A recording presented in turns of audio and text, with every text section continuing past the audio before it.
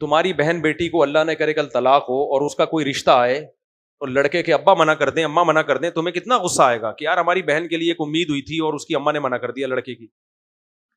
تو اللہ تعالیٰ نے جب آپ عاقل بالغ ہو گئے تو آپ خود بھی تو کچھ فیصلے کرو نا.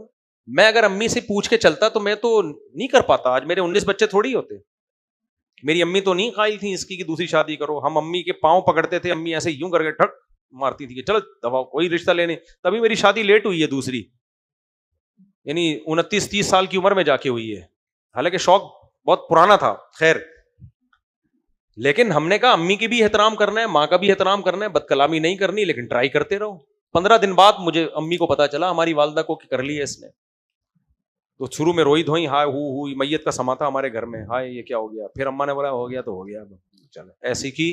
ہماری اماں نے بھی بولا ایسی کی, ایسی ہو گئی ہے تو ہو گئی ہے, کیا کر. میری والدہ نے مجھے بولا کہ میں نے اتنی تہجد میں دعائیں کی تھی کہ تو شادی نہ کرے دوسری. اتنی دعائیں کسی کام کے لیے نہیں میں نے مانگی. کہہ رہی اتنی دعائیں کی کہ پھر بھی اگر ہو گئی ہے نا, اس کا مطلب قدرت کی منشا یہی تھی, بس اللہ یہ چاہتا تھا کہ نہیں. ورنہ اچھا میری والدہ عاملوں کے پاس نہیں جاتی تھی, ہمارے خاندان میں ہمیں اللہ نے جن چڑیل بھوت سے الحمدللہ بچایا ہے.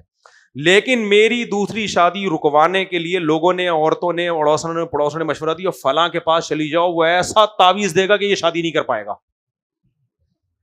اللہ معاف فرمائے, میری والدہ میری شادی رکوانے کے لیے ایک عامل کے پاس چلی گئی, حالانکہ یہ گناہ کبھی میری والدہ نے نہیں کیا, لیکن کس نے بتایا یہ بزرگ ہیں, یہ 2 نمبر عامل نہیں ہے. اب والدہ کو یہ خیال ہوا کہ چلو یار ایک ٹرائی کر کے دیکھ لو, یہ تو پاگل ہوا ہے, اس کا دماغ یہ کنٹرول میں نہیں آ رہا. اور وہ عامل کتنا بغیرت, اس عامل نے مجھے فون کیا اور میری جو ہونے والی وائف تھی نا, ان کے بارے میں میرے دل میں غلط فہمیاں ڈالنا شروع کر دی. اچھا مجھے یہ شو نہیں کیا کہ میں وہ عامل ہوں جس کے پاس آپ کی والدہ آئی ہیں, مجھے ان نون پرسن بن کے, یعنی ان بغیرتوں نے رشتے توڑوانے کے لیے بندے رکھے ہوئے ہوتے ہیں کہ جا کے غلط فہمیاں پھیلاؤ. غلط فہمیاں پھیلا کے رشتہ توڑوا رہا تھا اور بعد میں والدہ کو بولتا دیکھا میں نے ایسے تعویذ کیا, رشتہ ٹوٹ گیا. میں سمجھ گیا, میں نے اس وقت گالیاں دی, چل سالا کہیں کا. تو کیونکہ میں متاثر نہیں ہوتا ان عاملوں سے الحمدللہ, مجھے اندازہ ہو گیا کہ یہ والدہ جو گئی ہے نا, یہ کسی عامل نے بندے کرائے پر رکھے ہوئے ہیں, اب وہ جا کے کیا کر رہا ہے, غلط فہمیاں پھیلا رہا ہے. تو سارے زور لگا دیے والدہ نے, لیکن اتنا ڈھیٹ آدمی اس کائنات میں آپ نے دیکھا نہیں ہوگا, رکا ہی نہیں. تو پھر والدہ نے کمپرومائز کیا, انہوں نے بولا میں نے اتنی دعائیں مانگی, اتنی تدبیر, پھر بھی ہو گئی ہے تو بس ٹھیک ہے, قدرت کی منشا یہی تھی, اب طلاق نہیں دینا. میری والدہ میں خاندانی بات یہ تھی, انہوں نے کہا کام غلط ہوا ہے لیکن کسی کو طلاق نہیں دلواؤں گی میں. ہمارے یہاں ہوتا یہ ہے کہ جب بچہ شادی کر لیتا ہے تو زبردستی طلاق دلواتے ہیں دوسری کو. بھائی اس کا بھی تو گھر ہے, اس کا بھی تو باپ ہے, اس کی بھی تو ماں ہے, اس کا گھر کیوں اجاڑ رہے ہو؟ نہ دوسری کی وجہ سے پہلی کو طلاق دو, نہ پہلی کی وجہ سے دوسری کو طلاق دو. تو یہ غلط طریقہ ہے کہ طلاقیں دلوانا. ہمارے ایک ریلیٹیو ہے, وہ بڑے سمجھدار ہیں, وہ بھی میری دوسری شادی پہ ناراض تھے, لیکن انہوں نے کہا کہ میں بیٹا خوش تو نہیں ہوں تمہاری شادی پہ, اچھا کام نہیں کیا تم نے, لیکن اب طلاق نہیں دو. میں تو ویسے بھی نہیں دے رہا تھا. پھر ان کا یہ جملہ مجھے یاد ہے, کچھ غلطیاں انہوں نے کہا ریورسیبل نہیں ہوتی, اب ہو گیا ہے لیکن اب ہم طلاق کا نہیں کہیں گے, وہ بھی کسی کی بیٹی ہے. میں نے کہا خاندانی, سمجھ رہے ہو نا, خاندانی لوگ, خاندانی آدمی ہے کہ ان کو اچھا نہیں لگا میرا شادی کرنا, لیکن انہوں نے کہا اب کر لیے تو اب طلاق نہیں, وہ بھی کسی کی. تو آج کل دیکھو اپنی بچیوں کا بس ہوش ہے, دوسروں کا ہے ہی نہیں, دوسروں کا بیڑا غرق ہو. تو اس لیے آپ کا جو سوال تھا وہ یہ تھا کہ طلاق یافتہ لڑکی ہے, ماں باپ راضی نہیں ہو رہے, خاندان راضی نہیں ہو رہا, خاندان کی جب آپ شادیاں کرو گے, بچے پیدا کرو گے تو آپ ہی کا خاندان ہوگا.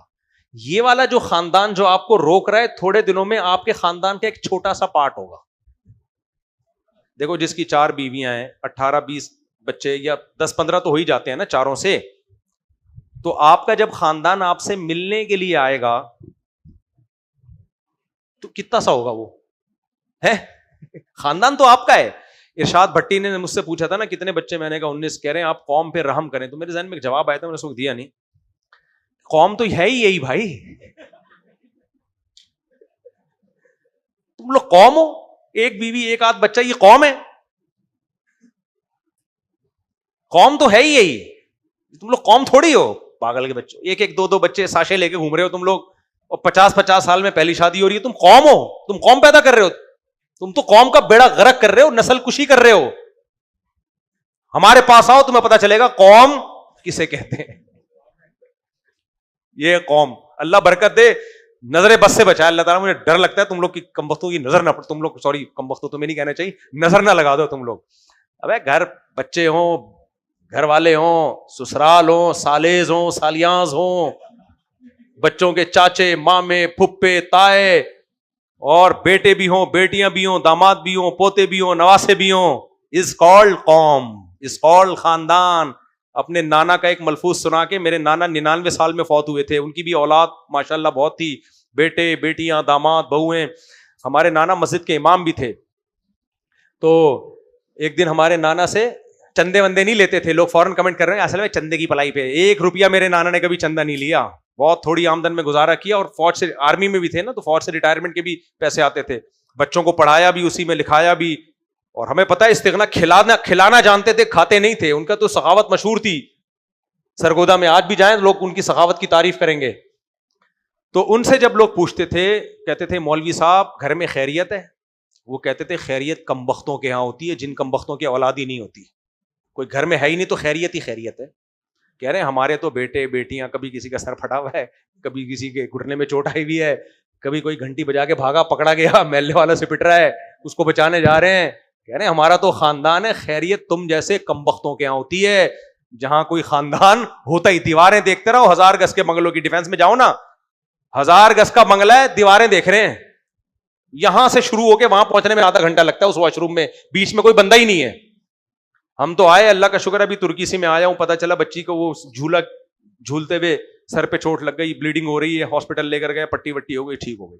دوسرے کا پتا چلا کہ جی وہ اس کے پتہ نہیں کوئی نزلہ ہو گیا ہے, کھانسی ہو گئی ہے, کیا ہو گیا ہے, سب چلتا ہے بھائی. تو بچوں کی خوشیاں ان کی ٹینشنوں سے زیادہ ہیں. سمجھ میں آ رہی ہے بات؟ جو خوشیاں ہیں نا بچوں کی, وہ ٹینشنوں سے زیادہ ہیں. اس لیے آئندہ مجھ سے یہ کوئی کسی نے پوچھا نا قوم پہ رحم کرو, تو مجھ سے اچھے جواب کی امید نہ رکھے. یہ قوم نہیں ہے.